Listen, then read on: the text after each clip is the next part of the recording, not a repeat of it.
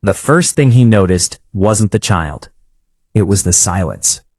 In a bright sunlit corner of the small roadside diner, where the morning light streamed through tall glass windows and turned the chrome tables silver, everyone moved with the usual rhythm of breakfast hours. Coffee mugs clinked, forks scraped against plates, and the scent of pancakes floated warmly in the air. Yet somehow, through all that ordinary noise, he felt it. A pause, a hesitation, a presence trying not to be seen. And then he saw her little girl staring at his plate. If you believe that kindness and second chances can change lives in ways we never expect, take a moment right now to like this video, leave a comment, share it with someone who needs hope today, and subscribe to Anne's Stories, because sometimes one small act can rewrite someone's entire story. Her name was Mara Ionescu. She couldn't have been more than 26, but exhaustion had already carved faint shadows beneath her eyes. Her brown hair was tied in a loose bun, a few strands slipping free in the sunlight. She wore a faded denim jacket over a simple beige dress that had seen too many washes. Beside her stood a little girl, perhaps 4 years old, with soft curls framing a pale, round face and wide hazel eyes that seemed too serious for someone so small. The girl's name was Alara. Alara's sweater was pink, slightly too big for her, sleeves pulled down past her wrists. She stood still, not fidgeting, not whining, not asking, just looking. Her gaze was fixed on the pancakes in front of the man seated in the booth near the window. His name was Adrian Vale. Adrian wasn't someone people usually overlooked. At 35, dressed in a tailored charcoal blazer and crisp shirt, he carried the quiet confidence of someone accustomed to being in control. His dark hair was neatly styled, his posture straight. He had a half-finished plate of pancakes, eggs, and bacon in front of him, along with a steaming cup of coffee. He'd come to the diner that morning to clear his head before an important business meeting across town.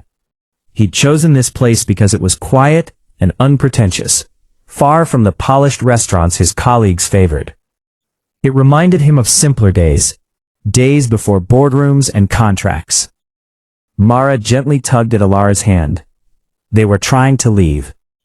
Adrian noticed the way Mara kept her head down, avoiding eye contact with anyone, the way she steered Alara carefully past the booths, without brushing against a single table. The way Alara's steps slowed, just for a second, as they passed his food. It wasn't the kind of stare children give when they're curious. It was hunger. Not the kind that begs. It was the quiet kind. Adrian felt something tighten in his chest. He had grown up with that look. There had been winters when his mother stretched soup with water and told him she wasn't hungry so he could have a second bowl. He remembered pretending not to notice when she skipped meals. He remembered sitting in diners like this one, staring at other people's plates, telling himself he wasn't that hungry anyway. He hadn't thought about those days in years. Success had a way of smoothing out the rough edges of memory, but Alara's eyes had just cut through all of it. Mara reached the door. The bell above it gave a soft jingle as she pushed it open. Daylight spilled in brighter, almost blinding against the interior glow. Adrian stood up. It wasn't a grand gesture. He didn't slam his chair back or raise his voice. He simply stepped out of the booth and said her name, not because he knew it, but because sometimes the heart speaks before the mind does. "Excuse me." Mara froze. There it was again, that tension, the fear that comes when someone calls you back and you don't know why. She turned slowly, shielding Alara slightly behind her. Up close, Adrian could see how thin she was, how carefully she carried herself, like someone who had learned to take up as little space as possible. "You dropped something," he said gently. She looked confused. "I did?" "Yes," he replied softly. "You dropped the chance to sit down and have breakfast." Her face flushed. Pride rose instantly to her expression, stiff and protective. "We're fine," she said. "Thank you." But Alara's hand tightened around her mother's fingers. Adrian didn't look at Mara. He looked at Alara. "I ordered too much," he said lightly, glancing at his plate. "And I have a terrible habit of wasting food. I could use some help." Mara hesitated. The diner felt suddenly very quiet, even though it wasn't. A waitress paused by the counter, watching discreetly. Sunlight shimmered across the polished floor. Outside, cars passed, unaware of the small moment unfolding inside. "I don't have money," Mara said finally, her voice low. "That's good," Adrian answered, "because I'm not selling anything." There was no pity in his tone, no condescension, just calm honesty. He stepped aside from the booth, creating space. Mara's eyes searched his face, looking for mockery, for danger, for the hidden cost that so often comes with offers of help. She found none. Ilara looked up at her mother, and that was the moment Mara's strength wavered. They sat down. At first, Ilara didn't reach for the food. She simply stared at it, as if afraid it might disappear. Adrian gently slid the plate toward her. "You're doing me a favor," he said. "I've got a meeting. I can't finish all that." Mara sat stiffly, hands folded in her lap. Ilara picked up a fork. The first bite was small, careful. Then another, and another. There's something sacred about watching a hungry child eat in safety. Adrian felt it settle over the table like sunlight. Mara's eyes filled, though she blinked the tears back quickly. She hated that this was happening in public, hated that her daughter's hunger had been seen. But deeper than that was relief, sharp and overwhelming. They hadn't eaten since the previous afternoon. Mara had lost her job at a tailoring shop 3 weeks earlier, when the owner shut down unexpectedly. Rent was overdue. She had been skipping meals, so Ilara could eat. That morning, she brought her daughter into the diner just to use the restaurant and rest for a moment before continuing their search for help. She hadn't planned on being noticed. Adrian signaled to the waitress and quietly ordered another full breakfast and 2 glasses of orange juice.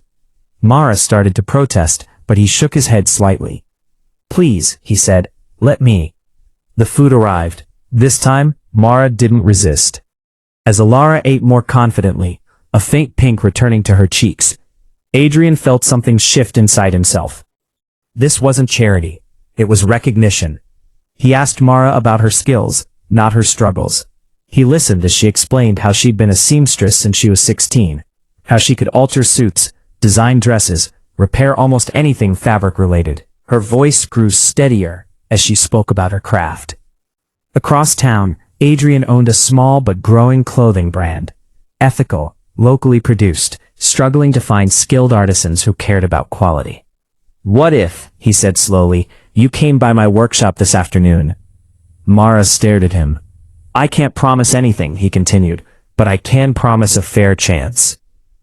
Hope is a dangerous thing when you've been disappointed too many times. It can feel like stepping onto thin ice. But sometimes the ice holds. That afternoon, Mara walked into Adrian's workshop with Ilara holding her hand. The space was filled with fabric rolls, humming sewing machines, and sunlight pouring through high windows. It wasn't glamorous. It was alive. He handed her a jacket with a complex tear along the seam. "Show me what you can do." She worked quietly, hands steady despite her nerves. Within 30 minutes, the damage was invisible. Adrian smiled. "Welcome to the team." Mara didn't cry then. She cried that night, when she and Ilara slept in a small rented room Adrian had arranged temporarily until her first paycheck. She cried not because she felt weak, but because someone had seen her at her lowest and chosen to lift her instead of judge her. Weeks turned into months. Mara became one of the workshop's most trusted artisans. Her designs began influencing new collections. Customers praised the craftsmanship. Adrian found himself looking forward to mornings at work in a way he hadn't in years. And Ilara? Ilara stopped staring at other people's plates. One bright morning, almost a year later, the diner door jingled again. Adrian sat at the same booth. Across from him sat Mara and Ilara, not as strangers, not as charity, but as friends. Ilara laughed over a plate of pancakes, sunlight catching in her curls. Mara looked different, stronger. Not because life had become perfect, but because she no longer carried it alone. Adrian realized something that day. He had thought he was the one giving, but he had received something far greater. A reminder of who he used to be, a reconnection to humility, a second chance at compassion. Before this story ends, I want to ask you something from the heart. If this moment, this simple act of noticing, moved you even a little, please take a second to like the video, share it with someone who needs encouragement, and subscribe to Anne's Stories. Your support keeps stories like this alive. And here's my special request. Comment the word "seen" if you believe that no struggle should go unnoticed. Because sometimes, the greatest change begins not with grand gestures, but with a single glance and the courage to respond. She had tried to leave quietly, but he saw her little girl staring at his plate. And in seeing her, he helped rewrite their future. And maybe, just maybe, that's how the world changes, one breakfast table at a time.